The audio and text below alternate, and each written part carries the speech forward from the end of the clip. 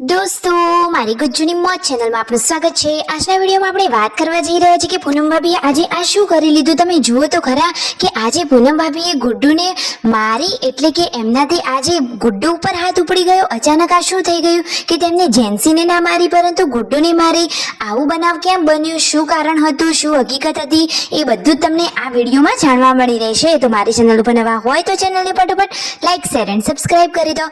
Full video in Thakor family blog channel દોસ્તો ફૂલ વિડીયોની link ડિસ્ક્રિપ્શનમાં મૂકેલી છે, ત્યાં જઈ તમે આખો વિડીયો વોચ કરી શકો છો। આવી ટૂંકી ટચુકડી લાઈવ લેટેસ્ટ ટ્રેન્ડિંગ માહિતી મેળવવા માટે કરી દો મારી ચેનલને ફટાફટ સબસ્ક્રાઇબ। તો ચાલો દોસ્તો, વધારે રાહ ન જોતા આપણે વિડીયોની શરૂઆત કરી દઈએ છીએ।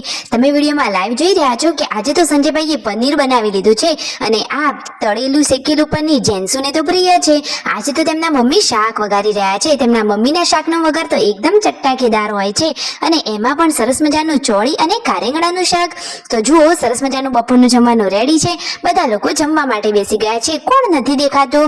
અરે દોસ્તો, રણજીતભાઈ જમવામાં નથી બેઠા, કારણ કે તેઓ તો ગયા છે દૂર બ્લોગ અપલોડ કરવા માટે, કારણ કે અહીંયા તો લાઈટ જ નહોતી। બધાએ વારા પરથી જમી લીધું અને દોસ્તો જુઓ, આજે તો પૂનમ ભાભીએ ગુડ્ડુ ઉપર હાથ ઉપાડ્યો। રણજીતભાઈએ ગુડ્ડુને કહ્યું કે ગુડ્ડુ આજે તો તમને કેવી પડી, એમ કહેતા જ ગુડ્ડુ તો રડવા લાગી। અચાનક આ શું થયું દોસ્તો? તો એમાં પૂનમ ભાભીનો કંઈ જ વાંક ન હતો। જુઓ, એમને તો ભૂલથી આજે ગુડ્ડુને મરાઈ ગયું હતું। એવો તો જેન્સીને મારવા જતા હતા અને એમને એવું લાગ્યું કે આ જેન્સી છે એટલે ગુડ્ડુને મારી દીધું। બાકી પૂનમ ભાભી જેવું તો કોઈ માણસ નહીં, એ તો એકદમ ભોળા અને દયાળુ છે। વ્યૂ તો કેવી આ મજાક મસ્તીનો ફાયદો લઈ રહી છે। જુઓ તો ખરા કે ગુડ્ડુને આજે ભૂલથી પૂનમ ભાભીએ મારી લીધું હતું, બાકી જાતે કરીને તો પૂનમ ભાભી ક્યારેય મારે એવા નથી। તો જુઓ, આ રીતે તેને ચીડાવીને ગુડ્ડુને રણજીતભાઈ રડાવી રહ્યા હતા, બાકી બીજો કોઈ પ્રોબ્લેમ ન હતો। બાકી તમને શું લાગે છે, પૂનમ ભાભી ક્યારે બાળકો ઉપર હાથ ઉપાડે ખરા? અરે ના, પૂનમ ભાભી તો એકદમ ભોળા અને દયાળુ છે અને બધા જ બાળકોને એ તો સરખું રાખે છે। આજે તો રણજીતભાઈ અને સંજયભાઈ જઈ રહ્યા છે ગાંધીનગર। દોસ્તો, તેઓ ગાંધીનગર કેમ જઈ રહ્યા છે, કોના ઘરે જવાના છે, શું તેઓ કાજલબેનીબાના ઘરે જવાના છે? કાજલબેનના ઘર માટે તેમને આ લઈ લીધા છે ચીકુ। જુઓ, આજે તો રાકેશભાઈ ખેતરમાંથી વાડીએથી ચીકુ ઉતારીને લાવ્યા હતા।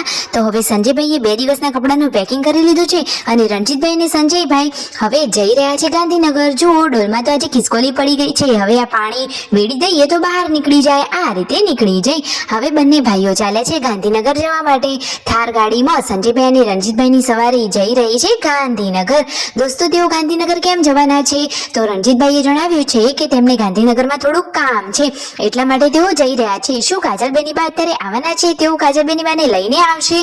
તો દોસ્તો, હાલ કાજલબેનીબા નહીં આવે, થોડાક દિવસ પછી આવશે। ફાઇનલી તેઓ પીઠાપુર પહોંચી ગયા છે અને તેમના રૂમની સાફ સફાઈ કરી રહ્યા છે। અને દોસ્તો, અહીંયા તો કોઈ ગેસનો બાટલો એવું છે ને, એટલે જમવાનું તો બહાર જ કરવું પડે। સબસ્ક્રાઈબર મળ્યા હતા, એમને આ સરસ મજાનો કચ્ચા મેંગોનો જ્યુસ પીવડાવી લીધો હતો। પછી જુઓ, આટલી બધી લાઈન, અરે ગાંધીનગર તો જુઓ એકદમ ખાવાની મોજ મસ્તીવાળી સિટી છે। પછી તેમને અહીંયા નાસ્તો કર્યો ઘૂઘરાનો। ઘૂઘરાની ડીશ જોતા જ મોઢામાં પાણી આવી જાય ને પછી મંગાવી લીધા એકદમ ક્રિસ્પી ક્રન્ચી મોમોસ। તો સંજયભાઈના તો આ મોમોસ ફેવરેટ છે।